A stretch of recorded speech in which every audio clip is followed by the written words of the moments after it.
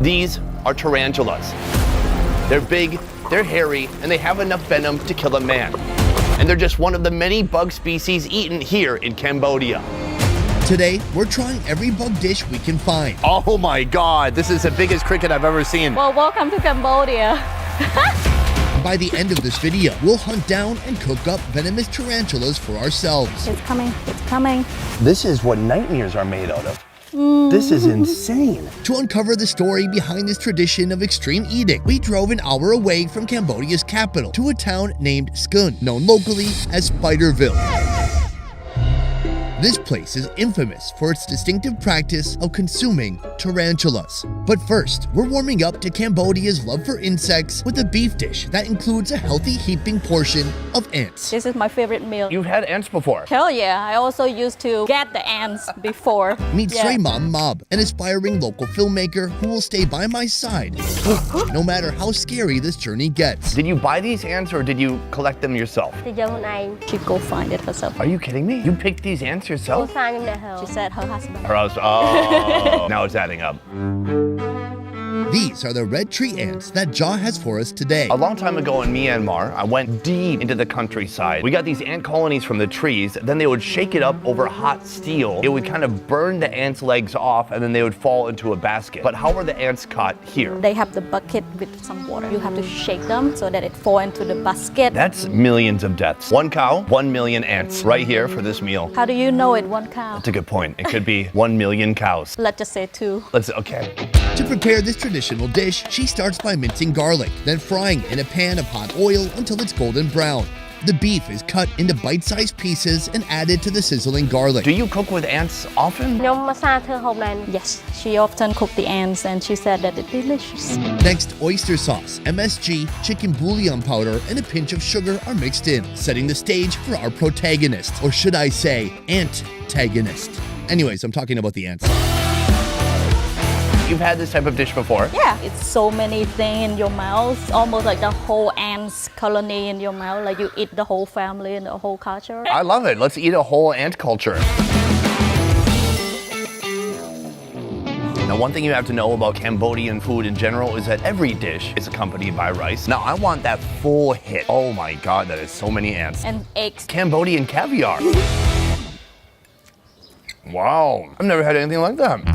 To me, when it comes to eating insects, ants are like a level 1 type of food. Level 1. They're not really challenging. You don't have to psych yourself up to eat it. It's just ants. It's just many families of ants, nothing special, right? You know, the live ants are very sour. Something between a green apple and a lime. Here, they've retained some of that sourness, but they also have a very earthy flavor. I gotta say, it is a distinct, peculiar taste. It's pretty wild. Ants represent just one of the many types of insects Jaw has been dealing in as a bug seller for over 2 decades. She done this since she was like 5 years old. Her daily routine includes purchasing insects from local insect hunters and gatherers, then preparing them to be sold at a nearby market. Her mom used to sell this stuff, so when she got married, she started this business as well. There are crickets, silkworms, and water bugs, but the item with the highest demand, the tarantulas. I myself, I've seen tarantulas before for sale. I've seen them at markets, but I've never actually seen somebody hunt them down. And that's what we're gonna be doing today. Except that, if they bite you, especially in the wrong place,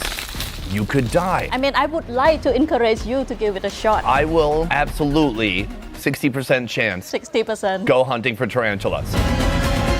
Before risking my life to hunt these formidable spiders, I want to learn more about the local fascination with insects. So I'm jumping into Jaw's kitchen to witness her daily routine, processing and preparing almost 100 pounds of insects that will soon be sold at a nearby market. Welcome to the bug kitchen. Crickets, silkworms, and water bugs. All of her bugs are prepared the same way, involving crunchy powder, MSG, chicken bouillon, and sugar. Right here we have our water bug, basically the biggest edible bug that you're gonna find in Southeast Asia, aside from the tarantula. She takes a huge batch and she puts them into the oil. That is some fiery hot oil. One thing you might not know about water bugs is they can actually bite you or give you a nasty sting. Luckily, their stinging days are long over. But later at the market, I'm gonna be giving it a try.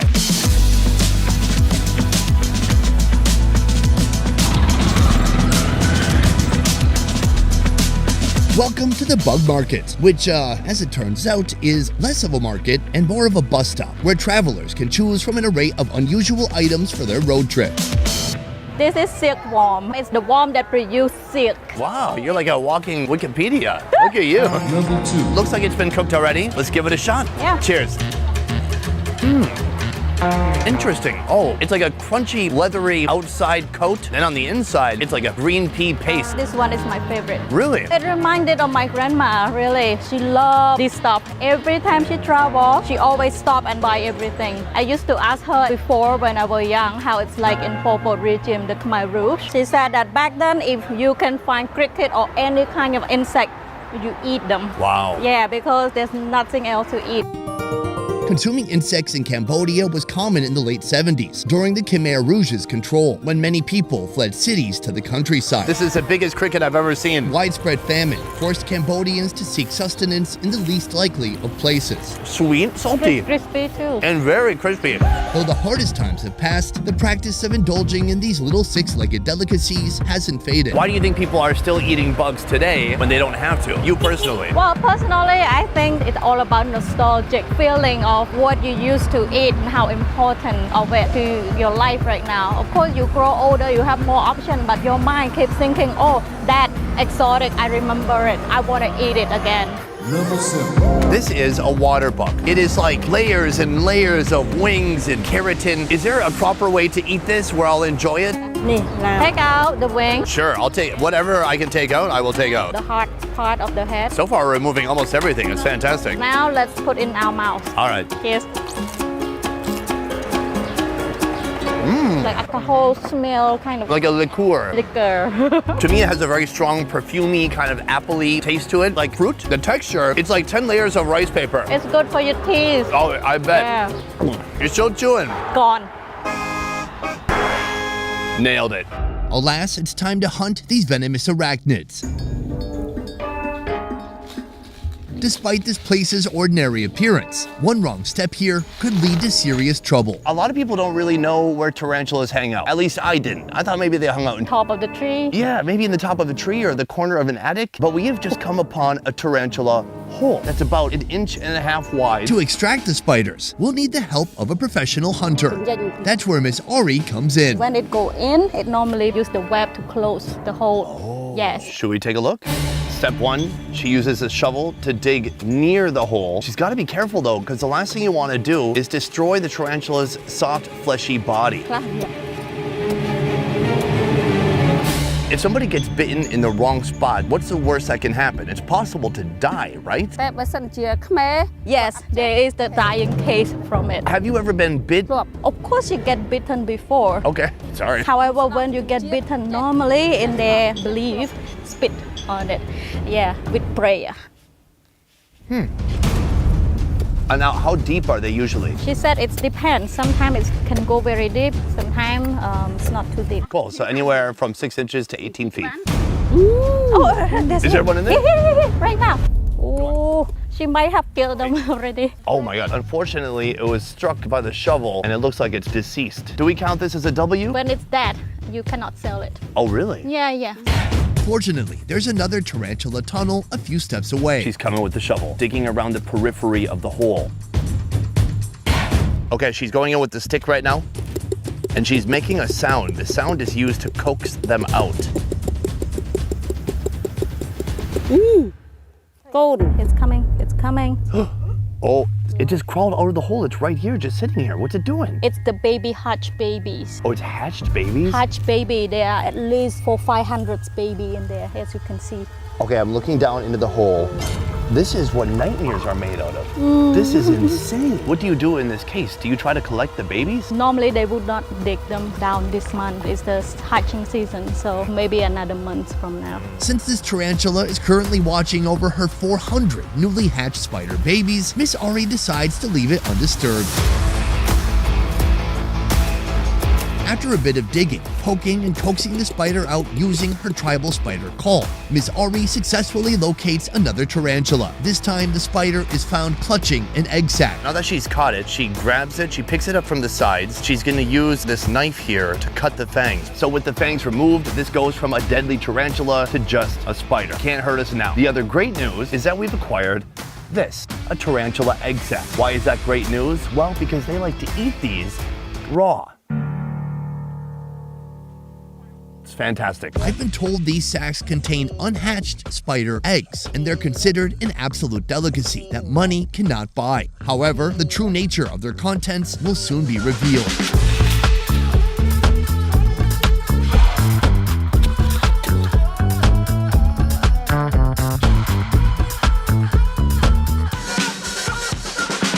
Hunting for today is complete, and soon we will follow the journey of these tarantulas to a wholesaler. But first, we're headed to her house where we're gonna be trying out some tarantula egg sack. That is a sentence I thought I would never utter in my life. Ma'am, we just came back to your home. We're about to enjoy some nice tarantula eggs. Level 9. I'm gonna open it. I'm gonna stretch it open. Oh my God!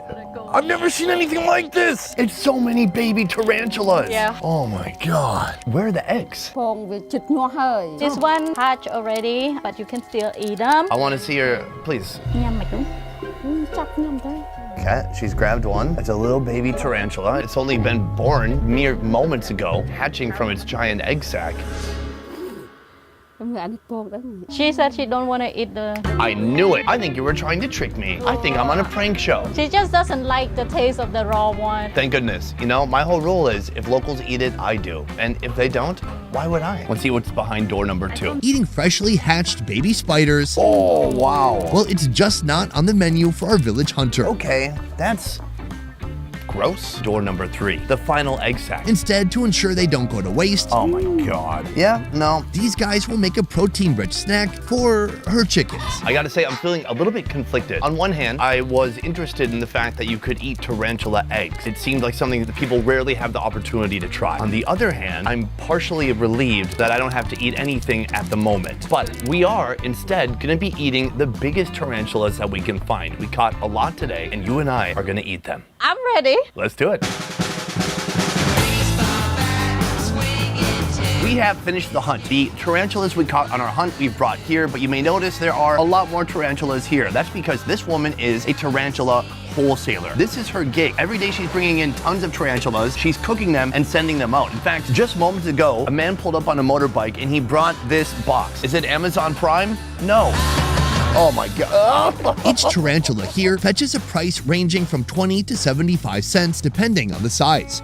Given that Ms. Soy Lone sells thousands of these spiders daily, she's running a pretty substantial business. What happened? They beat her. She got bit? How?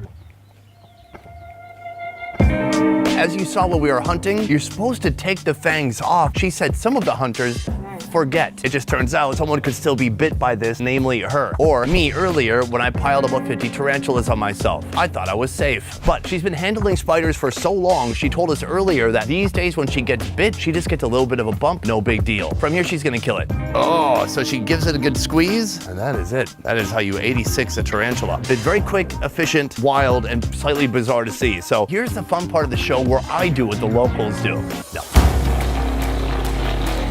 After washing the spiders, it's time for some spider seasoning. They're coated with a mix of crunchy and creamy powders, MSG, chicken bouillon, a bit of food coloring, and sugar. To prevent their legs from breaking during the frying process, she carefully places them on a dried leaf, setting the stage for the final cooking step. And now she's putting them in the hot oil. I've never seen anything like this. I gotta say, earlier the tarantulas were looking a lot more intimidating, quite scary. Now, much less intimidating. From here, we're gonna fry these tarantulas for 10 minutes, and this is gonna be our final course of the day. But first, an appetizer, cricket soup. In a pot of boiling water, she begins by adding fermented fish paste, a staple condiment in local cooking. She follows this with the giant crickets, along with MSG, sugar, and a dash of salt. Next, cucumbers, mushrooms, and peppers are added, along with a generous helping of local herbs. Then everything simmers together until it's perfectly cooked or, cooked as perfectly as crickets can be. Time to eat. If a fly lands on the dish, does it become a garnish? You know, more protein maybe. It's one thing to eat fried crickets, they're just crunchy. These are stewed crickets.